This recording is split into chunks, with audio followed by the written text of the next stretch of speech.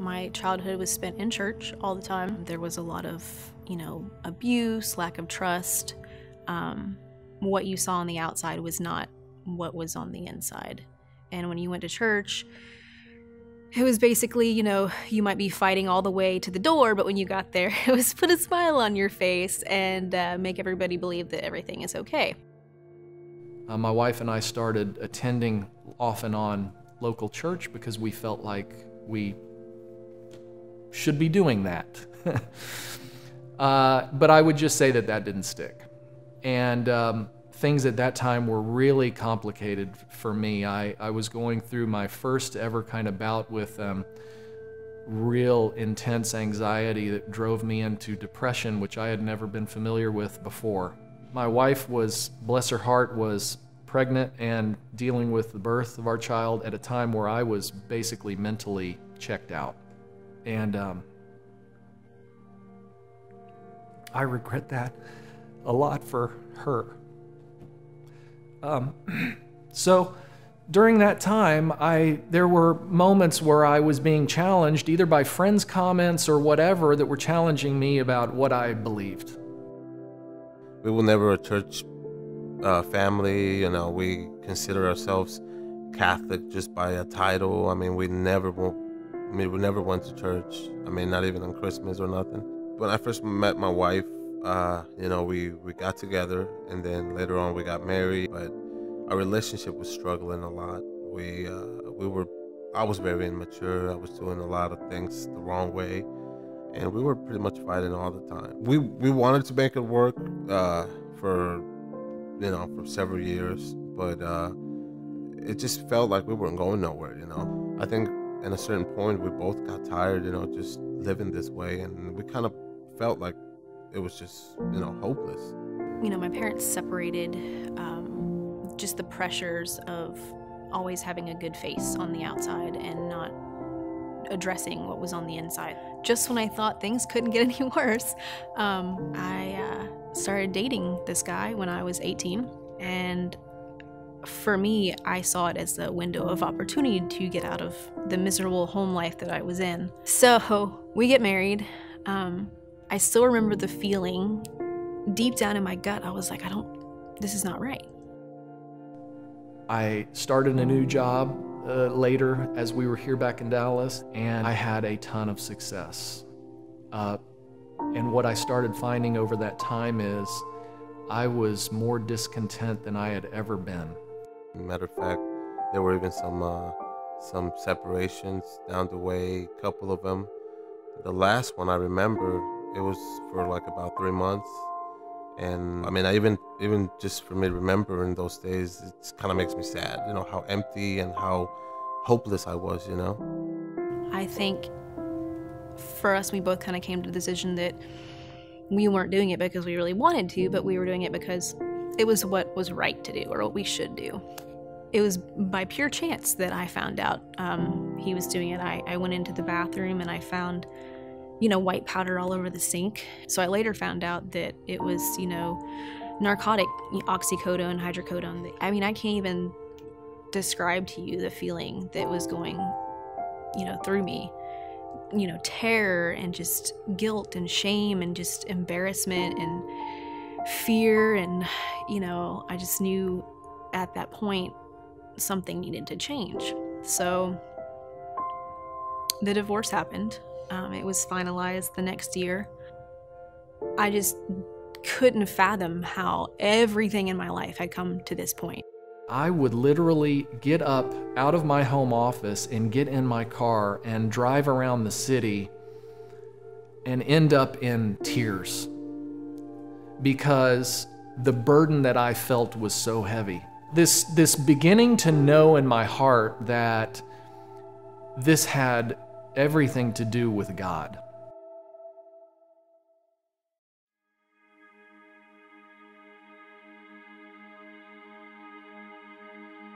So, some point during all of this, my brother offered, come to Dallas. And I was like, this is great. New city, new people, new job, new beginnings.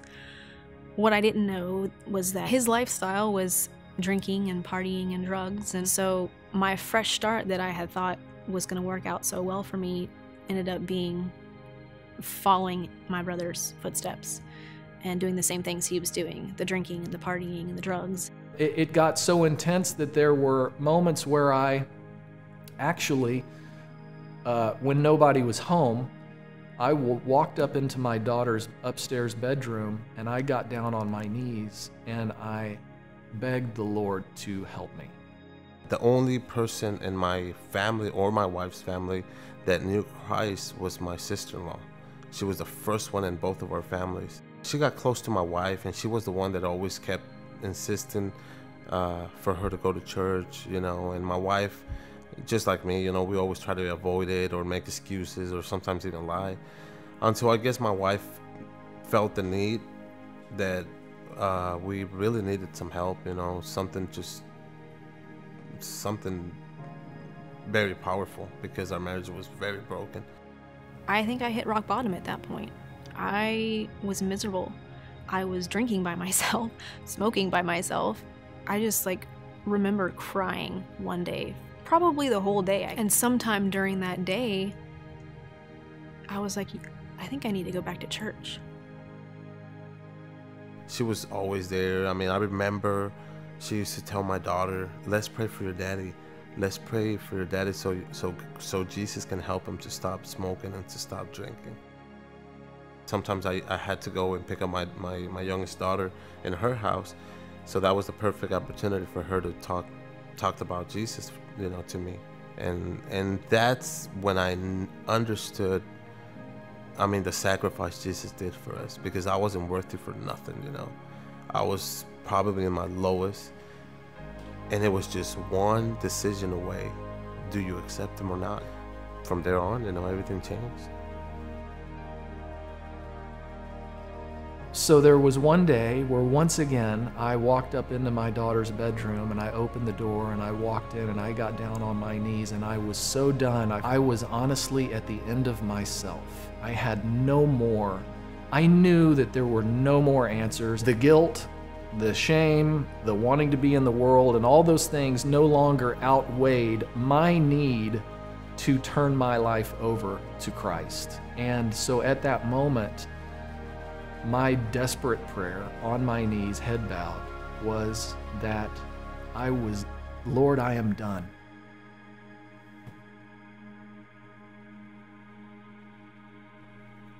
I don't want to do this anymore.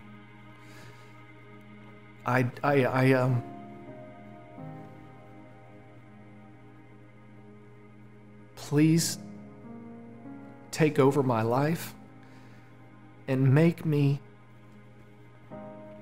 whatever and whoever you want me to be, because I can't do it anymore.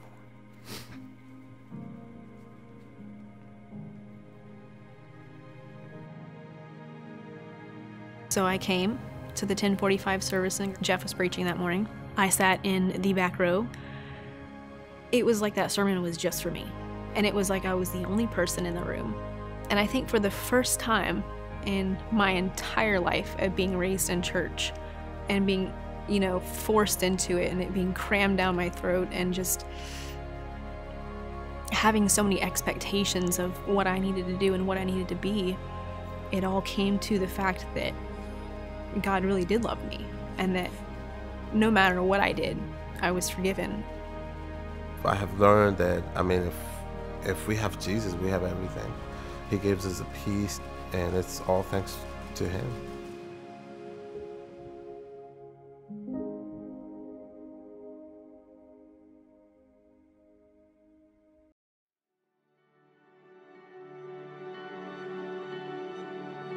So now that I have accepted the fact that Jesus died for me and that has forgiven everything that I have done,